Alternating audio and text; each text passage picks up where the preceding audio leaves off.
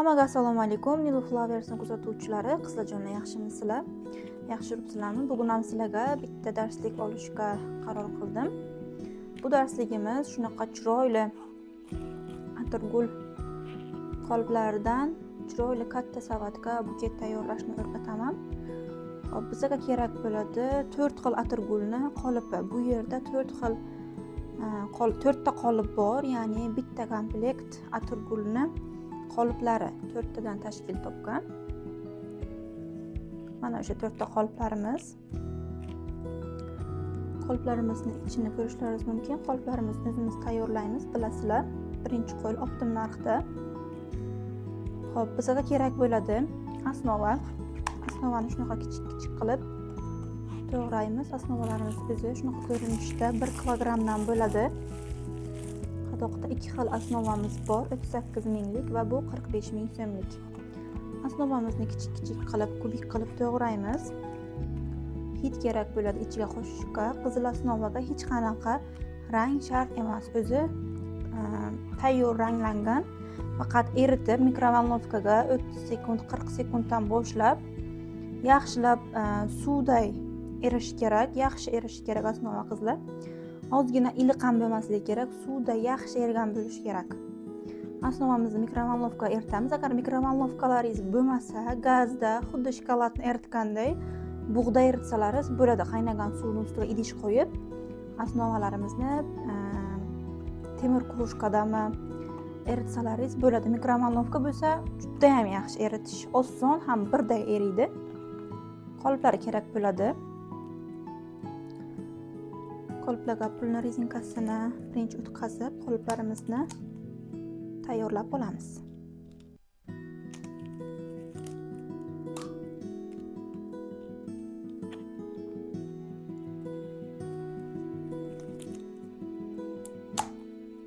Ming bor uzr qizlarjonlar. Qoliplarimni yuvishga ozgina vaqtim bo'lmadi, shoshilib turganligim sababli ish jarayonimdan sizlarga bir danaga video darslik qilib o'tay deb shu video darslikni olishga qaror qildim. Hozir buni eritib kelaman va videoni davom ettiramiz. Mana qizlarjonlar, osnovamizni ham eritib keldim. Shunaqa suyuqlikda suvda erish kerak. Ichiga hech qanaqa osnovasi qolib ketmasin. Ehtiyot bo'linglar, qaynab ham ketmasin. Qaynab ketsa, gullaringiz vaqt o'tgan sari usti terlay boshlaydi. Shu uchun ahamiyat beringlar, qaynab ketmasin, lekin juda ham issiq bo'lib suvda erisin. Shunda qoliplarni ichigacha to'liq kirib boradi. Hidimizni men taxmin qo'shaman. Taxmin o'zlaringizni nimalaringizga qarab qo'shasizlar. Xohishlaringizga qarab yaxshilab aralashtirib qolipga qo'yamiz.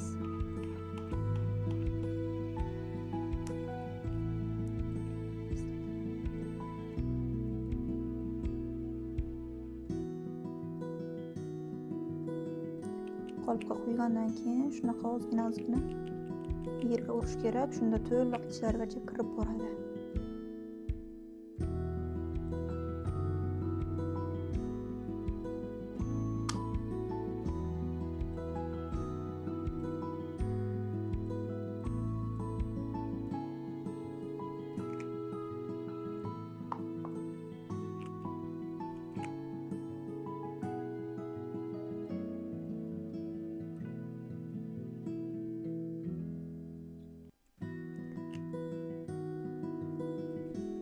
Mana qizlar, qoliplarga ham qo'yib bo'ldim. Shunaqa vibratsiya qilib chiqamiz. Xudo xohlasa, yarim soatdan keyin qolipdan ochib bemalol gullarimizni chiqarsak bo'ladi. Mana qizlarjonlar, o'zi qotib bo'ldi. Endi ochib ko'rsataman qolipdan qanaqa chiqishini. Qolipdan chiqishi ham juda ham oson. Birinchi marta ish boshlaydigan qizlar bemalol shu qolipimiz bilan ish boshlasa bo'ladi.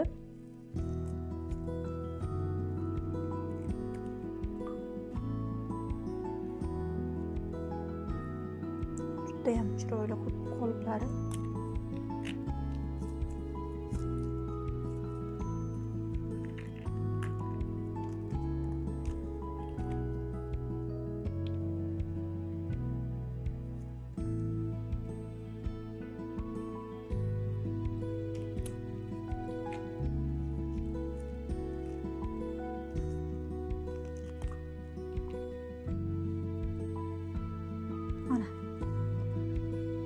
4 ta qolipdan hozir chiroyli buket yasaymiz. Ko'rib kuzatishda davom etinglar qizlarjonlar. Qoliplari barcha mahsulotlari bizda sotuvda bor. Qoliplarimiz vakuum apparatga tayyorlanadi. 2 xil silikon aralashtirib, juda ham sifatli qilib beriladi. Zakazlaringizni videoda qoldirilgan telefon nomerga Telegram orqali murojaat qilsalaringiz, sizlarga yozib hisoblab beramiz hamma mahsulotlarni. Endi qizlarjonlar, bizga buketimizni savatimizga yig'ish uchun kerak bo'ladi. Pachkali barglar, man 2 xil bargdan foydalanmoqman. Bittasi universal barg, men lola barg deb aytaman. 3 pachka shundan olib keldim. 2 pachka meva barg deyman. Shundan foydalanaman. Sotuvda hamma mahsulotlarimizda bizda bor, optim narxda. 2 pachka o'rta razmerli shpashka ishlatdim. Ambir kerak bo'ladi. Cho'plarni kesishga va katta razmerdagi savatimiz ham bor nalichida. Bemalol Telegramdan yozsalaringiz hamma mahsulotlarimizni, qoliplarimizni rasmlari va narxlari bilan tashlab beramiz. Telegram kanalimizda shundoq ham narxlari va rasmlari bilan tashalgan. Endi esa videoga diqqat bilan ko'rib, kuzatib borsalaringiz, qanaqa qilib buketni yig'ishimni o'rganib olasizlar.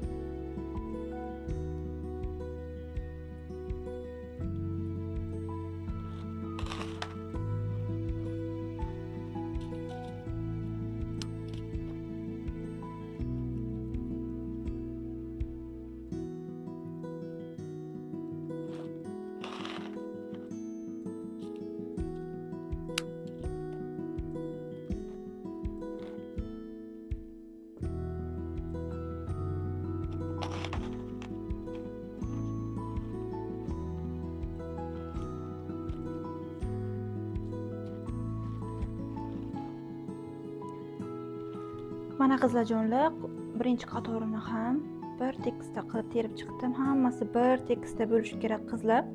Yon tarafga qarashi ham, tepaga qarashi ham bir xil bo'lsin qizlar. Ko'rib turganlaringiz ham meniki ham bir xil terilgan. Idishni nimasiga tegib tursin. Ko'pchilik tegdirmasdan tepaga chiqarib, bittasini pastga, bittasini tepaga qilib, har xil qilib terib chiqadi-da. Klientlarimni ko'rib chiqaman. Ishlaringizni mana meniki gullarim tagi qismi ko'rib turibsizlar, mana tag qismi savatga tegib turibdi. Tepadan qaraganda ham krugliligi bir xil bo'lsin. Yon tarafdan qaraganda ham bir xil terilgan bo'lishi kerak. Shunga ahamiyat beringlar. Birinchi qator bo'ldi. O'sha birinchi qatordan boshlaysizlar doimgidek. Endi ikkinchi qatorga o'tamiz. Ikkinchi qator bundan ozgina teparoq qilib tayyorlaymiz. Shu gulimiz gumbazsimon bo'lishi kerak. Oddiy qilib tushuntirganda. Shu uchun birinchi qatorga nisbatan ikkinchi qatorni teparoqdan qilib joylashtirib chiqamiz.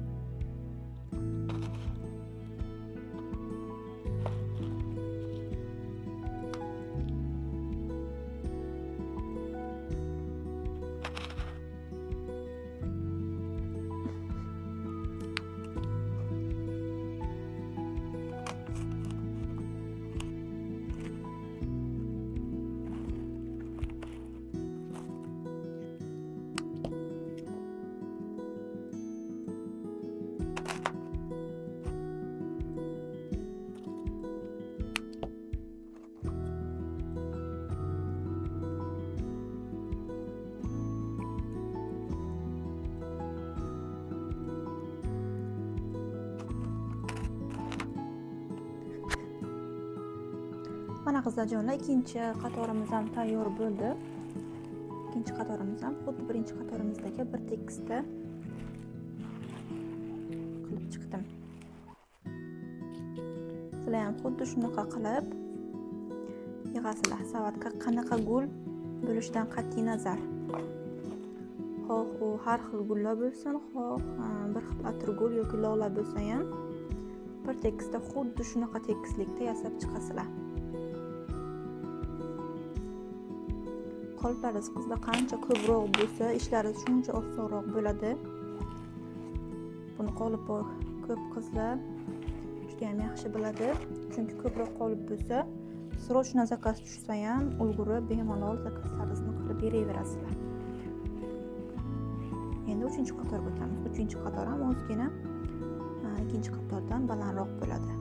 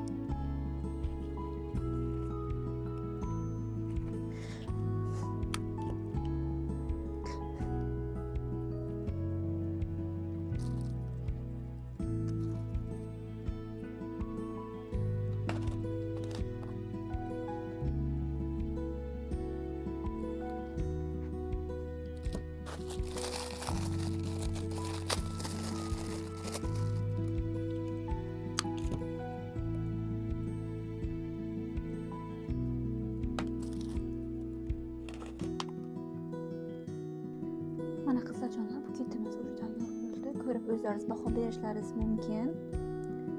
Juda ham chiroyli chiqdi deb o'ylayman. Agar sizlarga ham yoqqan bo'lsa, like va kommentariy yozib qoldirishni unutmanglar.